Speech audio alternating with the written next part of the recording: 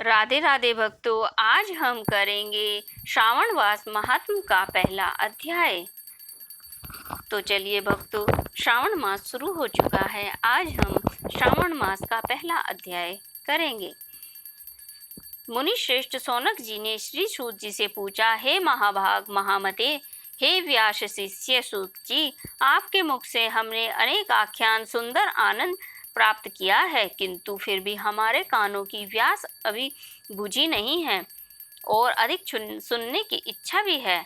आपने तुला राशि का सूर्य होने पर कार्तिक मास का महात्म्य, मकर का सूर्य हो जाने पर माघ मास का महात्म्य तथा मेष का सूर्य होने पर वैशाख मास का महात्म्य तथा मेष का सूर्य होने पर वैशाख मास का महात्म्य सुनाया। इन मासों के जो गुण धर्म हैं उनको भी आपने समझाया। अब इन मासों में से भी उत्तम आपके अनुसार यदि कोई महीना परमपिता परमेश्वर को सदैव धर्म प्रिय हो तो उसे भी विस्तार पूर्वक कहें। हमारे मन में उसको सुनने की तीव्र इच्छा है। यह सुनकर सूत जी ने बड़े प्रेम पूर्ण शब्दों से कहा, आप सब मुनिगण ध्यान पूर्वक सुने, मुझे आपको सुनाने में आनंद प्राप्त होता है।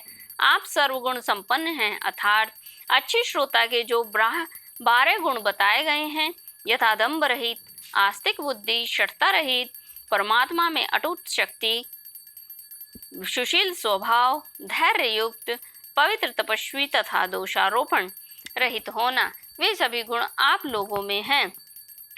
इसमें मैं प्रसन्न होकर आपसे तत्व की बात कहता हूँ। धर्म को जानने की इच्छा से बुद्धिमान सनत कुमार ने परमेश्वर को दोनों हाथों से नमस्कार कर भक्ति पूर्वक पूछा, हे देवों के देव महादेव, अनेक योगियों के देह चरण कमल, आपसे अनेक व्रत तथा धर्मों को सुना है, किंतु इस समय हमारे हृदय में एक ऐसे मास का महात्म्य श्रवण करने की अभिलाषा है जो 12 मासों में सबसे उत्तम हो, आपको अत्यंत प्रसन्न करने वालों तथा जो सब कर्मों का सिद्ध प्रदाता हो। हे देव, जिस मास में कर्मों के फल करने से अनंत फल की इच्छा होती हो, संसार के कल्याण के लिए ऐसे मास के सभी धर्मों का वर्णन समझाकर करें।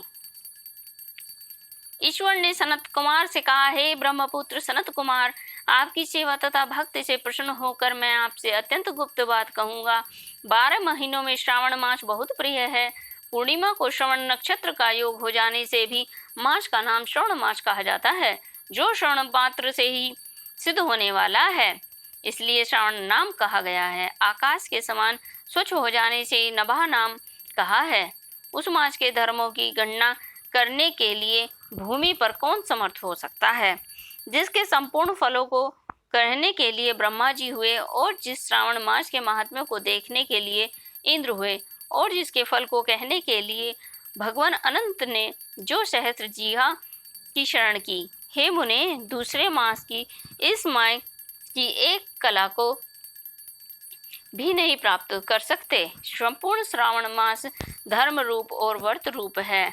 इस मास में कोई भी दिन व्रत शून्य नहीं देखा गया। यहाँ पर मैं जो कुछ कहता हूँ वह अर्थवाद नहीं है, अतः जिज्ञासु भक्त, दुखी, बुभुक्षु, अर्थी, इन चारों जनों द्वारा अपनी अपनी अविष्ट सिद्धि हेतु यह मास सेवन के योग्य है। सनत कुमार बोले, हे ईश्वर, आपने अभी कहा है कि इस मास में कोई भी दिन शून्य नहीं है। हे श्रेष्ठ, उसे आप मुझे विस्तार पूर्वक कहें कि किस तिथि में कौन सा व्रत किस वार में होता और उस व्रत की अधिकारी कौन है, फल तथा विधि क्या है, देवता तथा पूज्य कौन है, पूजन उद्यापन विधि क्या है, देवता तथा पूज्य कौन है, पूजन सामग्री में क्या क्या वस्तु होती हैं, प्रधान पूजन किसका है, जागरण विधि क्या है और किस तरह व्रत का समय है। हे प्रभु, वह सब आप मुझे कृपा करके बताइए। आपको श्रवण मास कैसे प्रिय हुआ, इससे पवित्र किस कारण से कहा गया है, इस मास में कौन अवतार उत्तम माना गया है, इस मास में कौन सा अनुष्ठान करने योग्य समझा गया। हे प्रभु, हे दयालु, आप यह सब प्राणियों के उद्धार मुझे कहें। रविवार, सोमवार, मंगलवार, बुधवार, बृहस्पतिवार, शुक्रवार तथा शनिवार को जो व्रतादि किए जाते हैं वह कृपा करके मुझे कहें। आप सबके आदिकरण हैं, अतः आदिदेव भी कहे जाते हैं। अन्य देवता आपसे छोटे होने के कारण आप महादेव कहे जाते हैं। पीपल के वृक्ष में ब्रह्मा, विष्णु तथा शिव दोनों देवों का निवास है। उसमें भी आपका निवास सबसे ऊपर व ऊंचा कहा गया है। आप कल्याण रूप से शिव माने जाते हैं। पाप नाशक होने से आप हर माने जाते हैं। आदिदेव होने से आप श्वेत वर्ण हैं। शुक्ल वर्ण में विकार होने से अन्य वर्ण होते हैं। उनमें कर्पूर वर्ण के समान और वर्ण होने से आप आदिदेव हैं। पहले गणेश जी का अधिष्ठान रूप 4 दल का मूलाध चक्र नाम चक्र है। उसके ऊपर 6 दल का ब्रह्मा जी का अधिष्ठान नाम का दूसरा चक्र है और उसके ऊपर 10 दल वाला भगवान विष्णु का मणिपुर नामक तीसरा चक्र है।